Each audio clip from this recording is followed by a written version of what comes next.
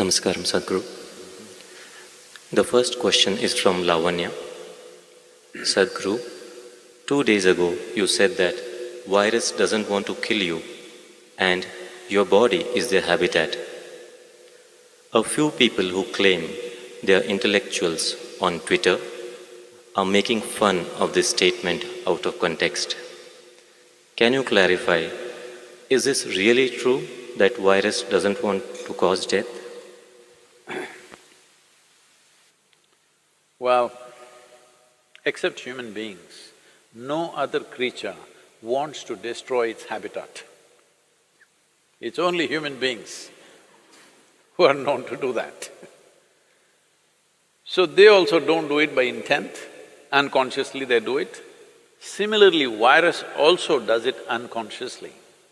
It wants to live in you, but it overdoes its act and you and me might die. Well, I must tell you this. I was 17 years of age. By then, I had measles, I had typhoid and relapse. I had smallpox, I have proof on my nose.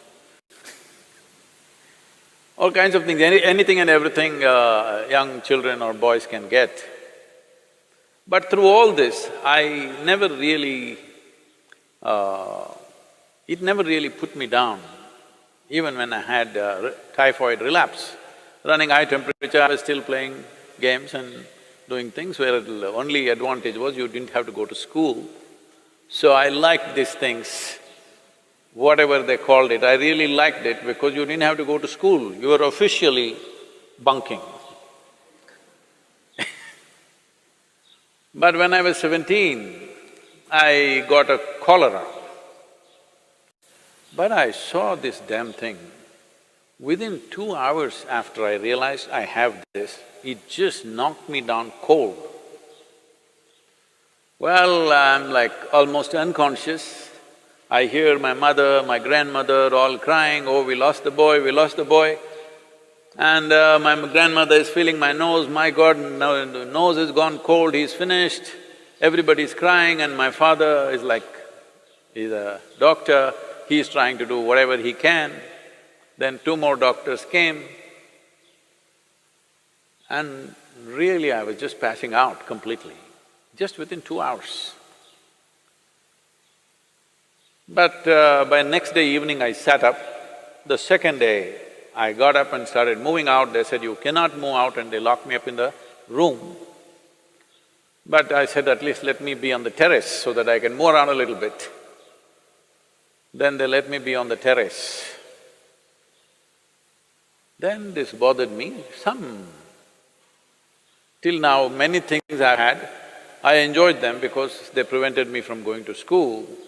But here this damn whatever knocked me down in such a way that I almost died. So I wanted to know something. These are not the days of internet and Google, you can just ask. So I went into the school library and inquired with the librarian, and she gave me a book on pathogens. I had not heard that word till then, because I rarely went to the biology class. So I read through this book, it had various kinds of things and what they do and everything. Then it was bothering me, how is this some little thing that I can't even see can take me off like this? Then I came and had a conversation with my father. He was an accomplished doctor. And then he explained many things to me and I said, I don't like this damn thing knocked me off almost. What is this? Then he was telling me many things about what these things are that never left me. I even now remember every word that he said and what I read in that book also, because this was experiential challenge for me. It was a life-threatening kind of stuff that happened to me, so I was not fearful, but it was like being beaten in a hockey match or a cricket match, That's the kind of feeling I have. What are pathogens? Whether it's bacteria or virus, there are many varieties of them. One thing is, right now, for example, corona, see, it was living in the animals pretty well without killing any of them. Now it jumped onto the human being,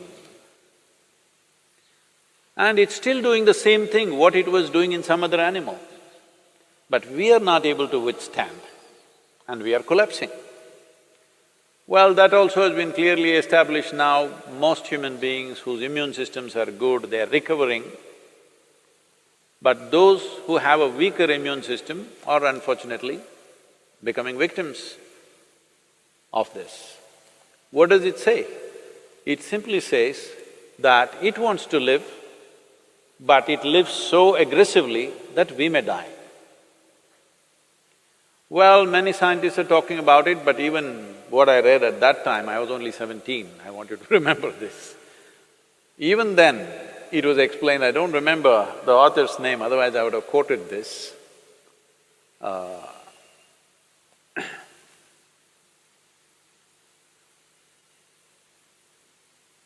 Even then, they clearly explained that most of the viruses and bacteria which enter us, who are within us right now, who are in many ways assisting our life process, not harming us, they were at one time could have been very harmful, but they understand if they live like that, they will destroy their own habitat.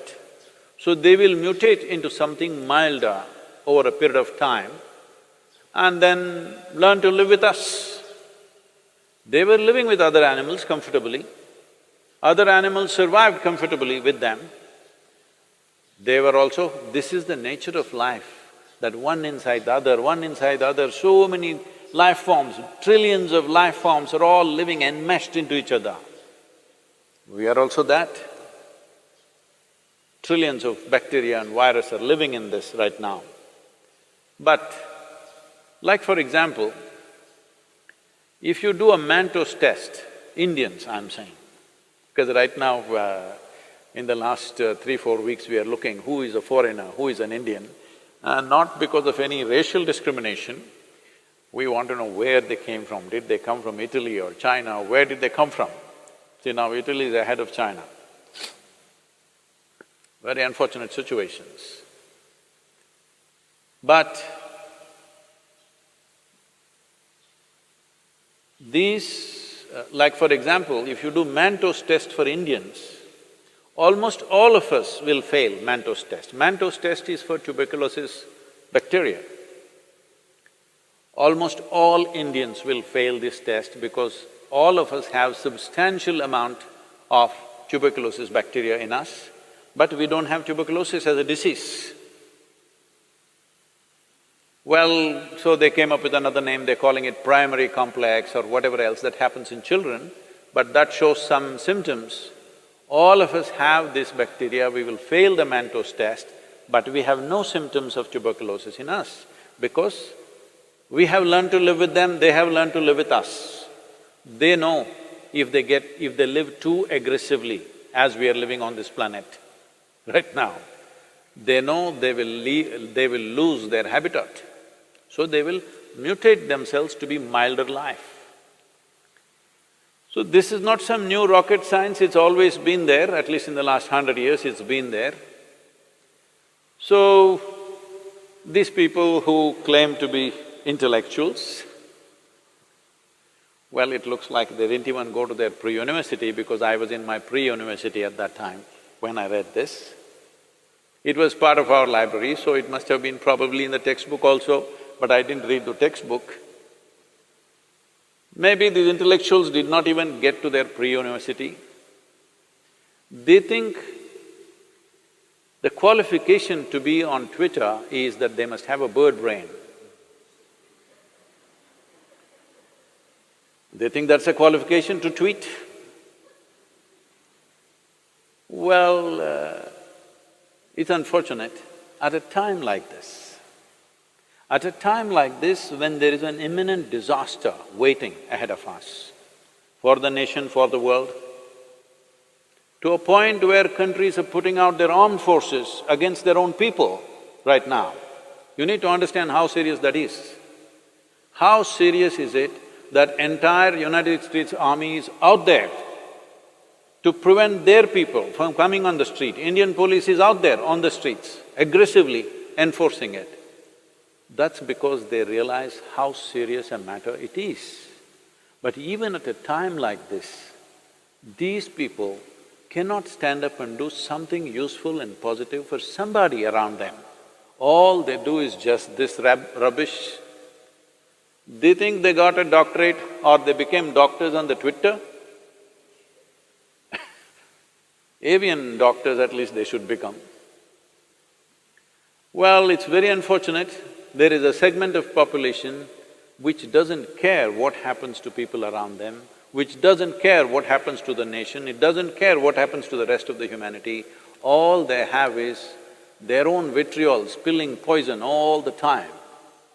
Well, I hope at least the virus will cure them of this poison. Now these few days